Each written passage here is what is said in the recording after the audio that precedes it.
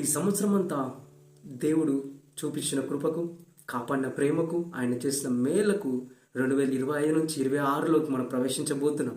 కాబట్టి ఆయనకు మనము కృతజ్ఞతలమై ఉండాలి. కాబట్టి ఒక పాట పాడుతూ నిజంగా దేవుణ్ణి స్తుతిద్దాం, గణపడదాం, కృతజ్ఞత భావంగా ఉందాం.